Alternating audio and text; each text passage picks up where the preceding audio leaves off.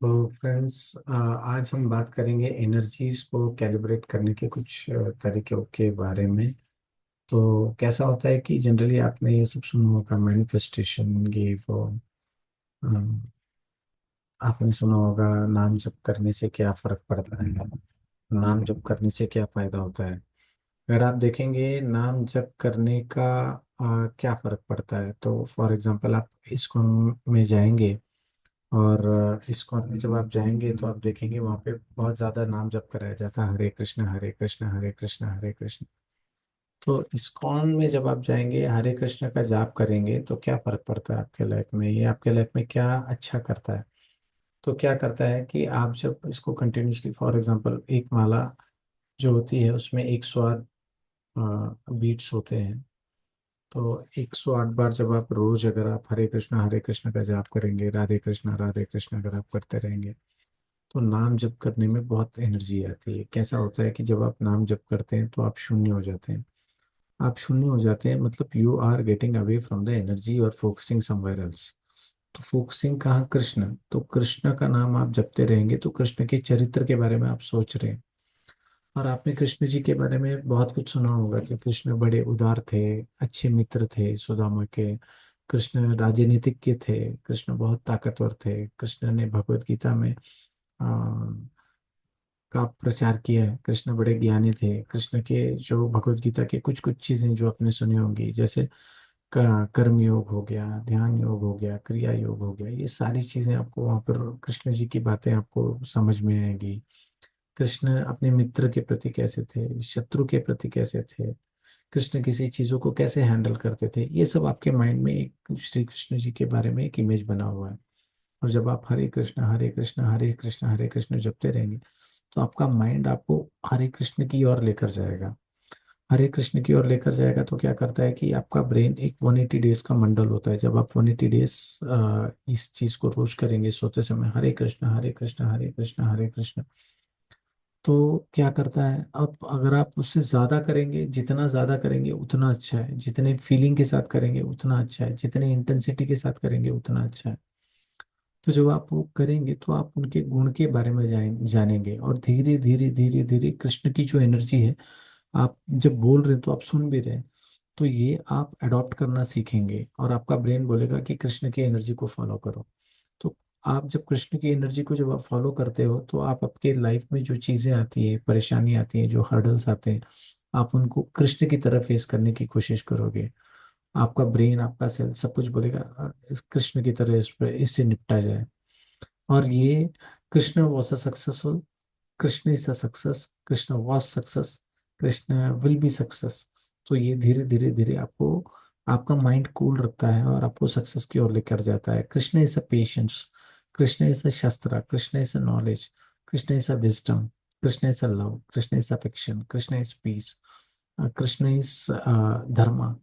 तो आपको धर्म की ओर लेकर जाता है। और धीरे धीरे धीरे आपकी जो अधर्म के प्रति जो होती है उसके प्रति आप कम जाओगे, तो आप गलत फैसले कम लोगे, सही फैसले ज्यादा लोगे, तो आप सही जगह में जाओगे। ये होता है मंत्र चैंटिंग का।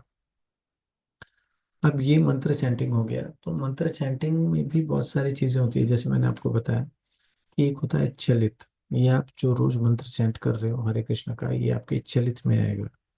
चलित के बाद आपका आता है फलित। फलित में जो मंत्र होता है, एक मिनट, फलित में जो भी मंत्र होता है, फलित में जो मंत्र होता है वो चलित से एकदम बिल्कुल अलग होता है। अभी चलित में समझो कि आप एक दिहाड़ी मजदूर हैं और आपको रोज का एक मिनिमम इनकम आपको दिया जा रहा है। आप उस इनकम के हिसाब से आप कमा रहे हैं, और खाने पीने का वस्तु ले रहे हैं। समझो आपको 1,000 रुपये रोज की दिहाड़ी मिल रही है। तो ये चलित का काम है कि आज का समस्या आपने आज निपटा लिया। अगर आज आपने मंत्र नहीं किया तो you are going to face, वो सारी चीजें आपके लाइफ में हर्डल्स आते जा रही हैं। तो रोज मंत्र करना किसी भी इष्ट देव का बहुत जरूरी होता है। वो कैसे काम करता है वो तो आपको बताया है मैंने। तो कैसा है कि ये चलित है। चलित के बाद दूसरा होता है फलित। फलित इज डिफरेंट देन चलित। तो मतलब अगर चलित, अगर आप देखें कि आप एलकेजी का स्टूडेंट है तो फलित पीएचडी है। ठीक है। फलित में क्या होता है कि आप समझो एक आप एक सरकारी नौकरी में आ गए हैं, आप अच्छे समझो बैंक के मैनेजर बन गए, आपके आप बैंक में एटीएम, सैलरी अकाउंट सब कुछ है, तो अभी आपका सैलरी भी ज़्यादा है। और आप ऐसा नहीं है कि आज का पैसा आज ही खर्च करना है। तो आप क्या कर रहे हैं कि जो चीज़ आपको खरीदनी है आप फोकस करके वो चीज़ को आप खरीद रहे हैं। मतलब you have a power to purchase, you have power to focus,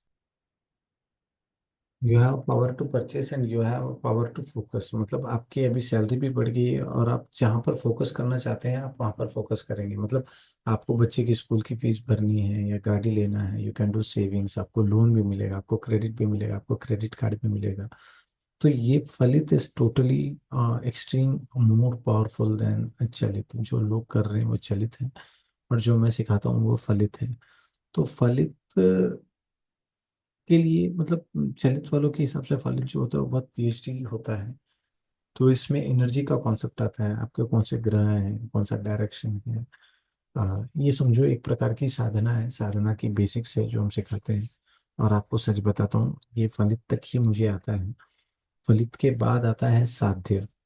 जो मतलब फलित जो है अगर समझो एलकेजी है, तो साध्य जो है वो 10 से 20 पीएचडी करके बैठे हुए हैं।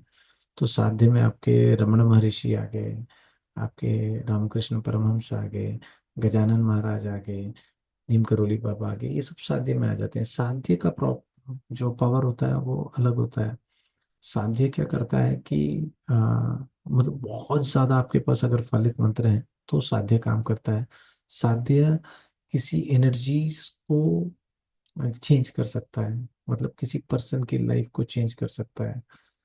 साध्य किसी को आप कहेंगे कि हाँ तेरा अच्छा हो जाएगा तो उसका अच्छा हो जाएगा, हाँ तुम ऐसा करो तुम्हारा अच्छा हो जाएगा तो अच्छा हो जाएगा। तो यहाँ पर नेचर या इष्ट दोनों में से कोई एक जो है वो जिसने साध्य कर रखा है उसकी बात सुनता है, उसके लिए वो चेंजेस लेके आता है, अमेंडमेंट लेके आता है, मैनिपुलेशन उसके हिसाब से लेके आता है। इसको कहते हैं साध्य, एनर्जी को साध्य करना।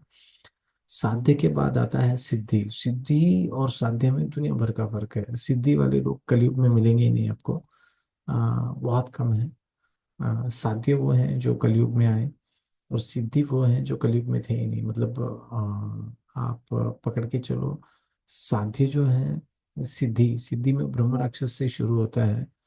और सिद्धि में अगर आप देखे जाए तो विश्वामित्र हो गए, सिद्धि में आ गए तो परशुराम हो गए। मतलब ये नेचर को भी चेंज कर सकते हैं, और वो एनर्जीज, वो डेटीज, वो देवता के साथ भी ये मैनिपुलेशन लेके आ सकते हैं। ये नेचर में भी चेंजेस लेके आ सकते हैं। आम के पेड़ पे अंगूर भी उगा सकते हैं ये। तो सिद्धि is a very different thing, क्योंकि सारा ऑटोन न्यूट्रॉन प्रोटॉन यही सब कुछ तो है, बाकी कुछ नहीं है। तो these people have very much powers towards nature, nature में अमेंडमेंट कर सकते हैं। जैसे भागीरथ जो सिद्ध थे उन्होंने गंगा लेकर आए थे, अगस्त्य ऋषि कावेरी लेकर आए थे। तो ये नेचर में चेंजेस लेके आ सकते हैं, पंच महाभूत के साथ खेल सकते हैं ये। सिद्ध के बाद आता है प्राप्ति। प्राप्ति इज नेक्स्ट लेवल, जहाँ पर आप प्राप्ति में सबसे हाईएस्ट लेवल देखा जाए तो आप इंद्रदेव को देखेंगे। जैसे अग्निदेव हो गया, वायुदेव हो गया, ये सिद्ध तो होते हैं, इसके साथ इनके पास एक एक पंच महाभूत में से कुछ एक प्राप्ति रहेगी इनके पास। इसमें सबसे ज्यादा प्राप्ति है इंद्र की। इंद्र जो होते हैं, अपने समस्त इंद्रियों पे अपना नियंत्रण रखा जाता है, बट जबकि ये सीरियल वगैरह में इंद्र को बहुत गलत दिखाया जाता है। अ, जबकि सत्य अलग है, इंद्र बहुत ही श्रेष्ठ है। ठीक है। और इंद्र समय समय पर बदलते रहते हैं। प्राप्ति के बाद आता है प्राकट्य। प्राकट्य में बहुत बहुत यहाँ पर जैसे जैसे कौन ऊपर की ओर जा रहा है, ये जो कौन है पावर तो बहुत ज्यादा है, पर ये पावर्स के जो होल्डर्स हैं ये बहुत लिमिटेड रह जाते हैं। जैसे प्राकट्य में अगर आप देखें तो गणेश जी हो गए, दत्त महाराज हो गए, आ, परशुराम जी हो गए। और प्राकृतिक में सबसे हाईएस्ट लेवल अगर किसी ने अचीव किया है तो वो हनुमान जी ने किया है। आपने सुना होगा हनुमान जी कोई भी काम करने से पहले क्या करते हैं, जय श्री राम, और वो उनका काम हो जाता है। मतलब प्रकृति भी उनकी बात सुनेगी, देवता भी उनकी बात सुनेंगे, हर चीज भी उनकी बात 100% सुनेंगे। और जो वो बोलेंगे दे विल फॉलो इट। मतलब Prakriti has to follow what husband said by Hanuman, मतलब उनको अगर अपना रूप बड़ा करना है, ही विल से जय श्री राम, और वो सिद्ध कर लेते हैं वो अपनी चीजों को। तो प्राकट्य बहुत बड़ा लेवल है। और प्राकट्य के बाद भी लेवल्स होता है, प्राकट्य के बाद भी लेवल्स होता है। प्राकट्य के बाद होता है अ, धारण। धारण होता है, जो धारण होता है ये देवी देवताओं के पास होता है, जैसे ब्रह्मा जी, विष्णु जी, महेश जी, अ, अ, दुर्गा, लक्ष्मी, सरस्वती, पार्वती जी, इनके पास ये धारण होता है। धारण बहुत ही पावरफुल है। इसमें ये सभी सिद्ध, ये देवता के कैटेगरीज में आ जाते हैं। और धारण के बाद होता है अ, आत्मरूप, और या शक्ति कहते हैं। ये एटॉम और न्यूट्रॉन प्रोटॉन के लेवल में शिव और शक्ति ही है यहाँ पर। तो इनके कॉम्बिनेशन से तो ये दुनिया कैसे बनी है, तो दुनिया अगर आप देखेंगे तो ये एक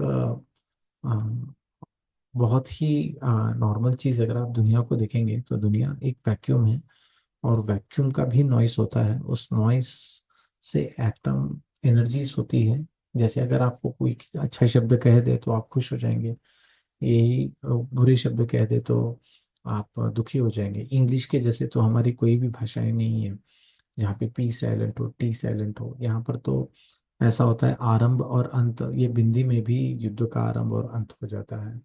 एक ही बिंदी में युद्ध का आरंभ और अंत भी किया जा सकता है।